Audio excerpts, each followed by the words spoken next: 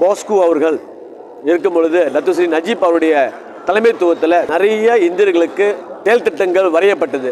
பாரிசார் national அம்னோவும் Datuk Seri நஜீப்புக்கு பிளவுபடாத உழைப்பு அவரை எப்படியாவது விடுதலை செய்யறதுக்கு பாரிசார் நேஷனல் பாடுபட வேண்டும்.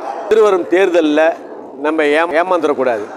மாய்காவோட இணைந்து நாங்கள் செயல்பட தயார். பேரா மாநில மலேசியா மக்கள் சக்தி கட்சியின் பேராள மாநாடு மிக சிறப்பாக நடந்து ஏறியது. இந்த மாநாடு குறிப்பாக வருகின்ற எங்களுடைய தேசிய மாநாடு செப்டம்பர் மாதம் நடைபெறவுள்ளதால் இப்பொழுது எல்லா மாநில நாடும் நடத்தி கொண்டிருக்கிறோம்.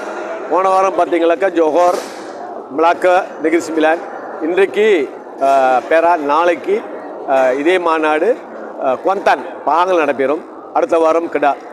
இந்த மாநாட்டில் இந்த குறிப்பாக பேராவில் நாங்கள் என்ன சற்று முன்பு நான் சொன்னேன்னாக்கா, திருவரும் தேர்தலில் நம்ம ஏமாந்துடக்கூடாது. இந்தியர்களுடைய ஒத்துமை, பிளவுபடாத ஆதரவு தேசிய முன்னணிக்கு நிச்சயமாக அவங்க கொடுக்க வேண்டும்.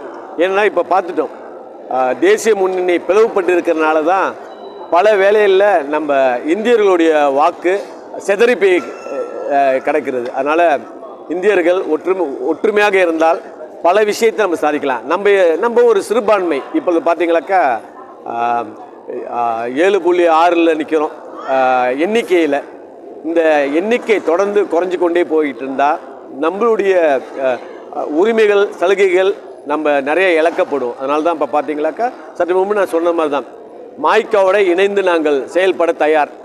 இது பல மேடைகள் நாங்கள் சொல்லிட்டோம்.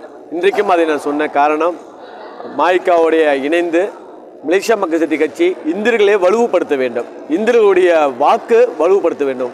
இந்தியரோட வாக்கு செதறாமல் இருக்க வேண்டும். நிறைய தேர்தல்கள் நம்ம சந்திச்சிட்டோம்.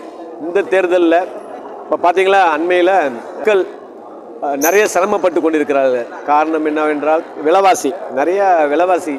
இப்போ அந்த டீசல் விலை உயர்த்ததுனால மக்களுடைய சுமை அதிகரித்து கொண்டே இருக்கிறது.